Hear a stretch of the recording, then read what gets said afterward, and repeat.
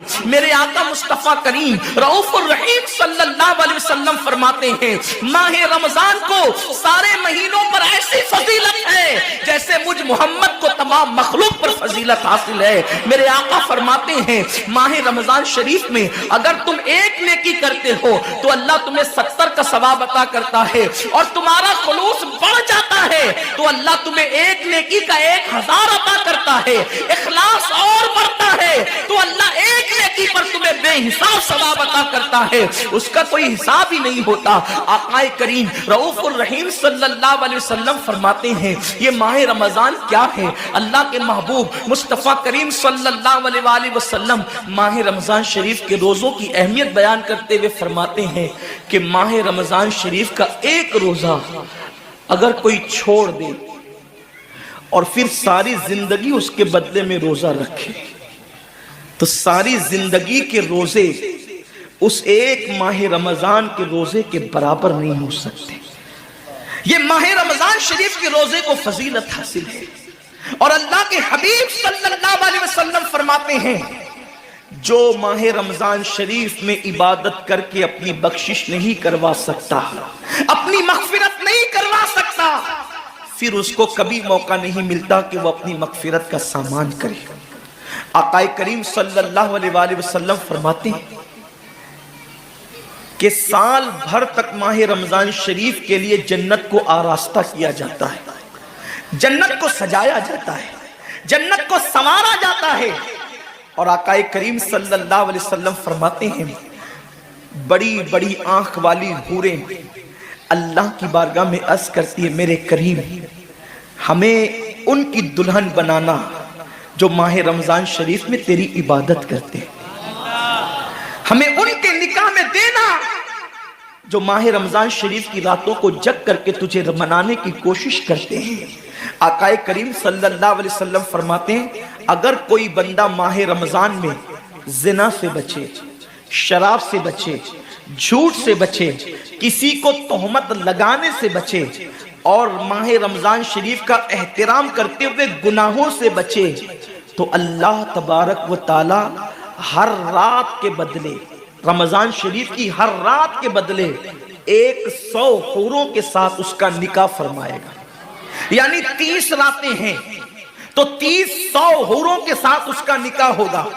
اور آقا کریم صلی اللہ علیہ وسلم فرماتے ہیں ماہ رمضان شریف کا احترام جو کرے اور احترام ماہ رمضان میں جو لغویات اور خرافات کو ترک کر دے، جو گناہوں کو چھوڑ دے، زنا کو، شراب کو، جھوٹ کو، بہتان تراشی کو چھوڑ دے، آقا فرماتے ہیں اس رمضان شریف کا احترام کرنے والے کے لیے اللہ نے جنت میں ایک ایسا محل بنایا ہے۔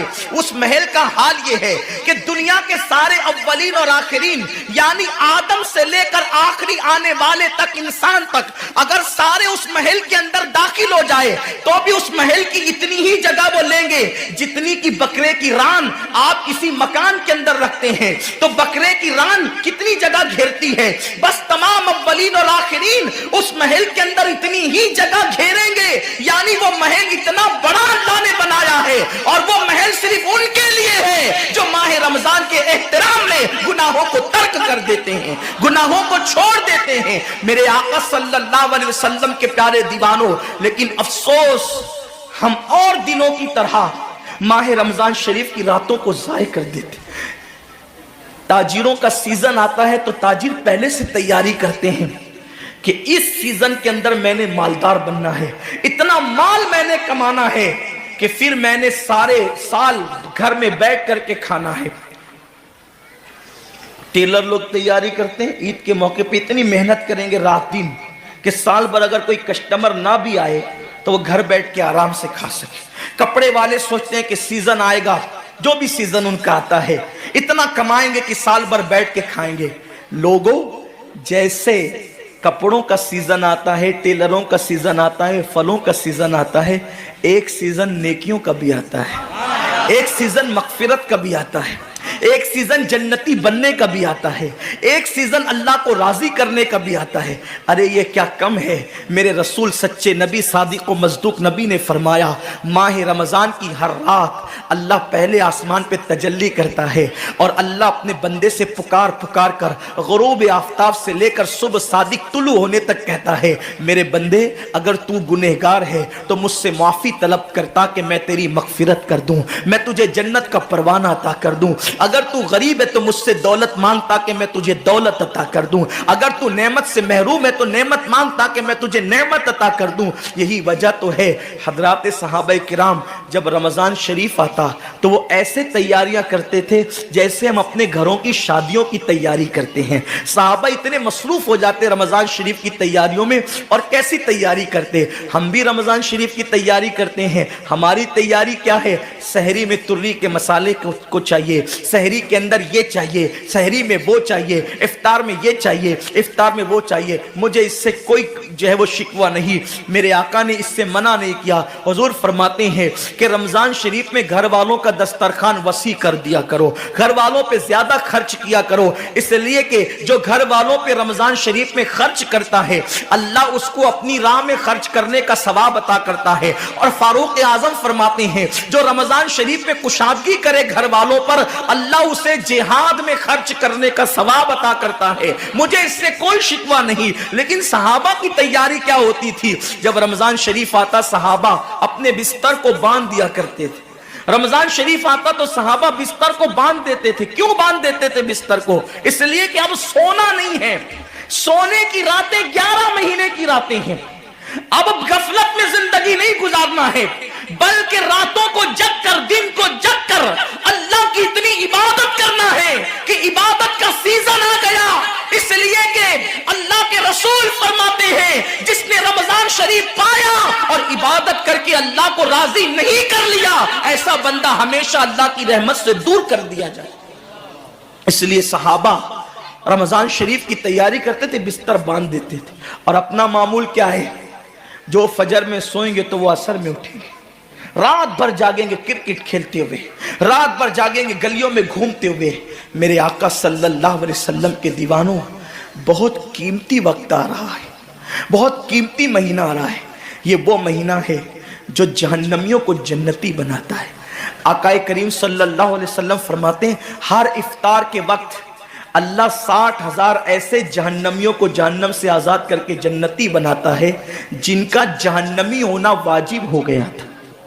اور ایک مقام پہ فرماتے 5 لاکھ جہنمیوں کو ہر افطار کے وقت جہنم سے آزاد کیا جاتا ہے۔ اور اسی پہ بس نہیں، حضور فرماتے ہیں جب شب جمعہ آتی ہے ماہ رمضان کی، جمعرات کا سورج غروب ہوتا ہے، تو جمعہ کا سورج غروب ہونے سے پہلے پہلے تک ہر سیکنڈ میں 5 لاکھ جہنمیوں کو جہنم سے آزاد کیا جاتا ہے۔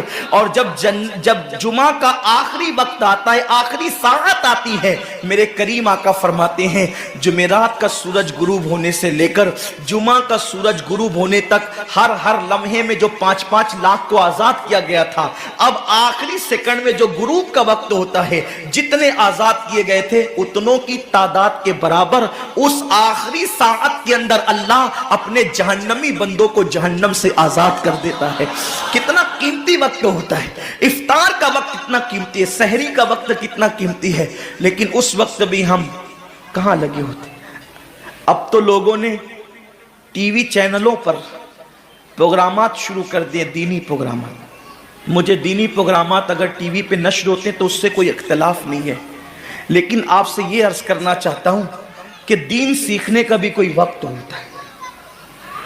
اگر آپ سحری کے قیمتی لمحات میں ٹی وی کا منہ پکڑ کر بیٹھے ہیں تو آپ دعا کب کریں گے؟ افطار کے وقت آپ واٹس ایپ پر لگے ہیں تو اللہ سے مانگیں گے کب؟ ساری زندگی سسکیاں لے رہے ہو، ساری زندگی تڑپ رہے ہو، اور جب مانگنے کا وقت آتا ہے، مصیبتوں سے نجات طلب کرنے کا وقت آتا ہے، ہم کہاں ٹائم ضائع کرتے ہیں۔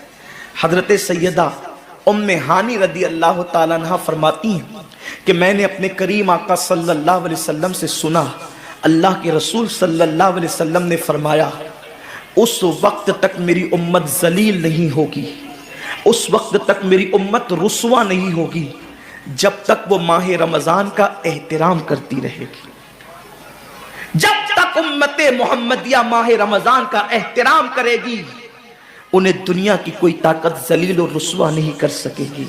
اور جب میری امت ماہ رمضان شریف کے احترام کو تعظیم کو ترک کر دے گی اس وقت میری امت ذلیل اور رسوا کر دی جائے گی. آج لوگ سیریا کی تباہی پر ماتم کر رہے ہیں. آج لوگ یمن کی گھروں کو آگ میں جلنے کے حوالے سے بے قراری کا اظہار کر رہے ہیں. آج لوگ ہندوستان میں مسلمانوں کا حال زار دیکھ کر افسوس کر رہے ہیں. بڑے بڑے اسکالر مفکرانہ تقریر کرتے ہیں امت کا حال کیا ہے, امت کا حال کیا ہے, امت ذلیل کیوں ہو رہی ہے, امت رسوا کیوں ہو رہی ہے. آصفہ کی آبرو پر آنسو بہانے والوں کبھی احساس بھی کیا کہ یہ امت کی ذلت کی وجہ کیا ہے. ایک ننھی سی آصفہ کی اگر آبرو جاتی ہے تو وہ کشمیر کے کسی ننھی سی بچی کی آبرو نہیں گئی بلکہ پوری امت محمدیہ کی آبرو سے کھیلا گیا. امت کی ایک بیٹی کی آبرو اللہ کے حبیب صلی اللہ علیہ وآلہ وسلم نے, میرے آقا نے ارشاد فرمایا میں نے اپنی امت کی بیٹیوں کی عزت کو کعبے سے بلند کر دیا ہے. وہ دنیا کی اور قومیں ہوگی جو اپنی بیٹیوں کی آبرو کا نیلام کر کے اپنے تخت و تاج کے لیے سامان کرتی ہے, ان کی عزت کی حفاظت کرنا جانتی ہے. میں آبرو لوٹنے والوں سے مخاطب نہیں ہوں اس لیے کہ مجمع آبرو لوٹنے والوں کا نہیں ہے. جو سن رہے میں ان سے بات کرنا چاہتا ہوں, جن تک میری آواز پہنچ نہیں سکتی میں ان سے مخاطبت نہیں کرنا چاہتا. اہل سیاست کے معاملات جانے, ظالم اپنے ظلم کے انجام کو پہنچنے کے لیے تیار رہے, کفر کردار تک کے کافر اپنے کفر کے انجام کو پہنچنے کے لیے تیار رہے. میں نے ان سے کوئی گفتگو نہیں کرنا, لیکن آج کسی قوم کی بیٹی کی اگر آبرو کو لوٹ کر کے امت کو ذلیل کرنے کی کوشش کی جا رہی ہے, اگر تمہارے گھروں کو جلا کر تمہیں بے گھر کرنے کی کوشش کی جا رہی ہے, اگر تمہیں تباہی کے دہانے پر پہنچانے کی کوشش کی جا رہی ہے, اگر تمہیں غربت کی سطح سے نیچے گرا کر تمہارے ایمان کو چھیننے کی کوشش کی جا رہی ہے, تو کب تک دوسروں پر انگلی اٹھاتے رہو گے؟ میری قوم کے جوانوں, اللہ کے حبیب نے آج سے 1450 سال پہلے تمہاری ذلت و رسوائی کا سبب بیان کیا. اقبال رونا روتے ہیں وائے ناکامی متائے کارواں جاتا رہا, کارواں کے دل سے احساس ضیا جاتا رہا. ماہ رمضان میں شراب کے اڈوں کو آباد کرنے والے, ماہ رمضان میں زنا کے اڈوں کو آباد کرنے والے, ماہ رمضان میں چھپ چھپ کر کھانے والے, ماہ رمضان میں اللہ اکبر اپنے ہاتھوں کی انگلیوں سے انٹرنیٹ کی جو ہے وہ بٹن کو چھیڑ کر کے زنا کے مناظر دیکھنے والے, اپنے ماں باپ کا دل دکھانے والے, لوگوں پہ ظلم کرنے والے, نماز کے اوقات میں بستر کی پہ سکون کی نیند سونے والے, دل کھول کر کان کھول کر اپنے ایمان کے کانوں سے, اپنی غیرت کے کانوں سے, اپنے دل کے کانوں سے میرے نبی کی اس حدیث کو سن لو. اللہ کے حبیب صلی اللہ علیہ وسلم فرماتے ہیں میری امت کو اس وقت تک کوئی رسوا نہیں کر سکے گا, میری امت کو اس وقت تک کوئی ذلیل نہیں کر سکے گا جب تک امت ماہ رمضان شریف کا احترام کرتی رہے گی. حضرت ام ہانی نے پوچھا یا رسول اللہ ماہ رمضان شریف کا احترام کرنا کیا ہے اور رمضان شریف کا حق ضائع کرنا کیا ہے؟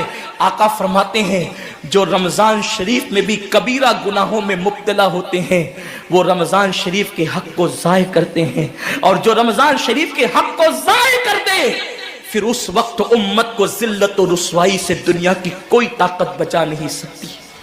آج ماہ رمضان شریف کا احترام کیا ہو رہا ہے؟ کل تک کے مسلمان اور دنوں میں گناہ کرتے تھے, لیکن رمضان شریف آتا تھا تو کم سے کم فلمیں لوگ دیکھنا بند کر دیتے تھے, داڑیاں مڈانا بند کر دیتے تھے, مسجدوں کو آباد کرنا شروع کر دیتے تھے. اب تو لوگ کس قدر بے باک ہو گئے, کس قدر نڈر ہو گئے کہ رمضان شریف میں بھی لوگ اپنے آپ کو گناہوں سے نہیں روکتے, بلکہ میری قوم کا جوان بڑے دھڑلے سے کہتا ہے یار اپنے سے روزہ نہیں رکھا جاتا اس لیے کہ ہمیں تو گٹکے کی عادت ہے, ہمیں تو پان کی عادت ہے, ہمیں تو سگریٹ کی عادت ہے. شرم کرو, شرم کرو. نبی کے نام پہ جان قربان کرنے کی بات کرنے والوں، جو نبی کے نام پر 12-16 گھنٹے بھوکے اور پیاسے نہ رہ سکے، وہ نبی کے نام پہ جان کیا قربان کر سکتے؟ اور جب سے تم نے احترام رمضان المبارک ترک کر دیا، تمہاری آبرو کو لوگوں نے کھیل بنا لیا، اور اب تو لوگوں کو احساس گناہ بھی نہیں رہا، احساس جرم بھی نہیں رہا۔ گناہ کے ساتھ اگر احساس گناہ انسان کی زندگی میں ہے تو انسان اپنے آپ کو گناہوں سے بچا لیتا ہے، لیکن اب ہمارے اندر احساس گناہ نہیں۔ اب تو ہم گناہ کو ہنر سمجھتے ہیں، اب تو ہم گناہوں کو فیشن سمجھتے ہیں۔ احساس گناہ کیا ہے؟ اگر انسان گنہگار ہو اور احساس گناہ بھی ہو تو وہ ایک نہ ایک دن سدھر جاتا ہے، وہ ایک نہ ایک دن سنور جاتا ہے۔ ہمارے پاس احساس گناہ ختم ہو گیا۔ آئیے بتاؤں احساس گناہ کتنی قیمتی چیز ہے۔ رمضان شریف میں کھا رہے ہیں، پی رہے ہیں، بلکہ مسلمانوں کی ہوٹلیں بند ہے تو غیر مسلموں کی ہوٹلوں میں کھا رہے ہیں، چھپ چھپ کر گھروں میں کھا رہے ہیں۔ لوگوں سے چھپ کر کھانے والوں، جو تیرا کچھ نہیں بگاڑ سکتا تو اس انسان سے چھپ کر کے کھا رہا ہے۔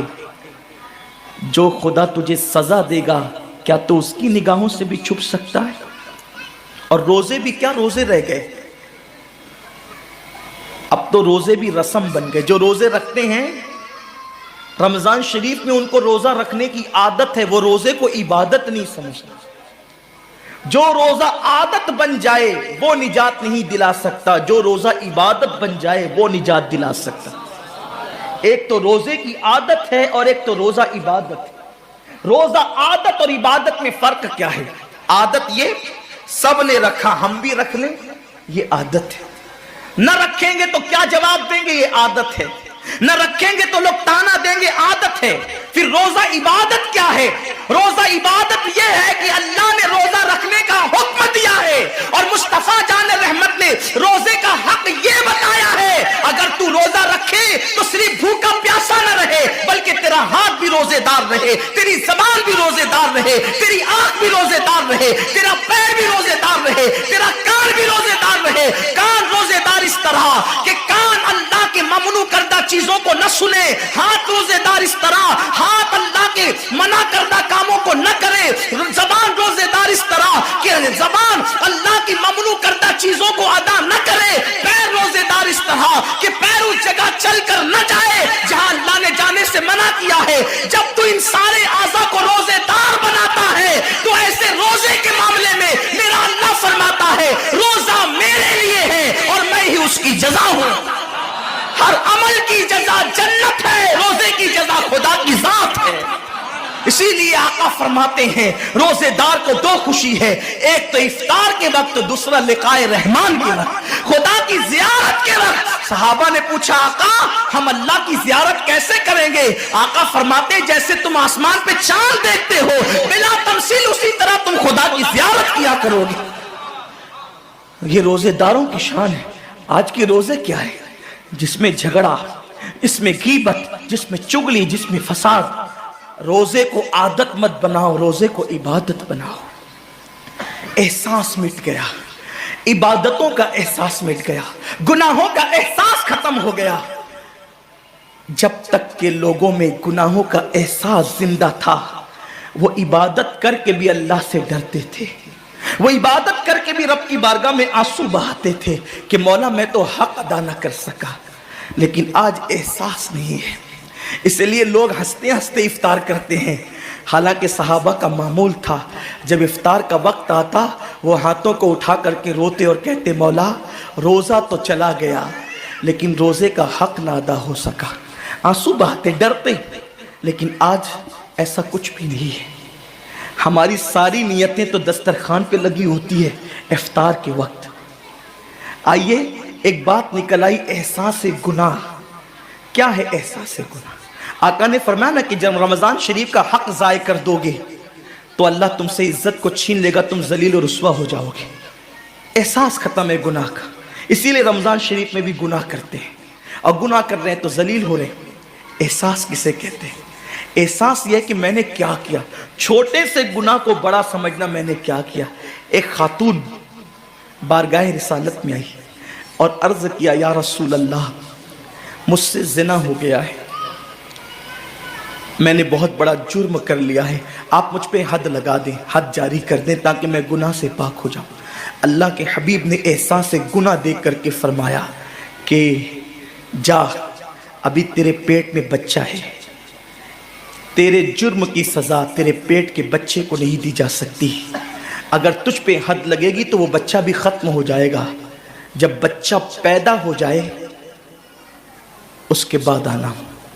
بچہ پیدا ہو گیا تو وہ لے کر کے آئی، آقا فرماتے ہیں تیری جان چلی جائے گی تو اس کی پرورش کون کرے گا، اس کو دودھ کون پلائے گا، جا اس کو دودھ پلا اس وقت تک جب تک یہ کھانے نہ لگے۔ وہ بچے کو 2 سال تک دودھ پلاتی رہی، اور جب بارگاہ رسالت میں آئی تو بچے کے ہاتھ میں روٹی کا ٹکڑا دے کر کے آئی، بچہ روٹی کھا رہا تھا، عرض کی آقا مجھ پہ حد جاری کریں تاکہ میرا گناہ جو میرے دامن پہ لگا ہے وہ دھل جائے۔ حضور نے 3 مرتبہ اس کو اپنے دروازے سے ٹالا، اگر کوئی دوسرا ہوتا اس کو ڈھیل دی جاتی تو وہ بھاگ جاتا، دوبارہ پلٹ کرنا آتا، لیکن احساس گناہ تھا، گناہ کا احساس تھا کہ یہاں گناہ مٹ جائے تاکہ وہاں جواب دینے سے بچ جاؤں۔ اس خاتون نے 3 مرتبہ حاضری دی، حضور اب میرا بچہ روٹی کھانے لگا ہے، مجھ پہ حد لگا دے تاکہ میں پاک ہو جاؤں۔ اللہ کے حبیب نے فرمایا اللہ کی بندی، جب اللہ نے تیرے جرم پہ پردے ڈال دیے تھے تو تو نے اظہار جرم کیوں کیا؟ اب چونکہ تو جرم کا اظہار کر چکی ہے، اقبال گناہ کر چکی ہے، اب تجھ پہ حد لگائی جائے گی۔ اور اس کو سنگسار کر دیا گیا۔ جب وہ مر چکی اور اس کو دفن کر دیا گیا تو کسی نے کہا کتنی بدبخت تھی وہ عورت جس نے رسول پاک کے دور میں منہ کالا کیا۔ میرے نبی نے فرمایا تو اس کا گناہ دیکھتا ہے، تو اس کا احساس گناہ نہیں دیکھتا۔ اس نے ایسی توبہ کی ہے، اگر اس کی توبہ 70 جہنمیوں پہ تقسیم کی جاتی تو اللہ ان کو بھی جنت عطا فرما دیتا۔ آقا کریم صلی اللہ علیہ وسلم فرماتے ہیں جو رمضان شریف میں گناہ کبیرہ کرتے ہیں، اب گناہ کبیرہ کی بہت بڑی تعریف ہے، اس کو نہیں بیان کروں گا، لیکن جو گناہ کبیرہ بڑا گناہ کرتے ہیں، پہلی بات تو چونکہ میرا مسلک صوفیہ ہے، صوفیہ سے کسی نے پوچھا کہ گناہ بڑا کیا ہے؟ امام غزالی فرماتے ہیں نہ کوئی گناہ چھوٹا ہے نہ کوئی گناہ بڑا ہے، بات تو یہ ہے جس گناہ پر خدا تیری پکڑ کر لے وہی گناہ سب سے بڑا ہے، اور جس نیکی پر خدا تجھے بخش دے وہی نیکی سب سے بڑی ہے۔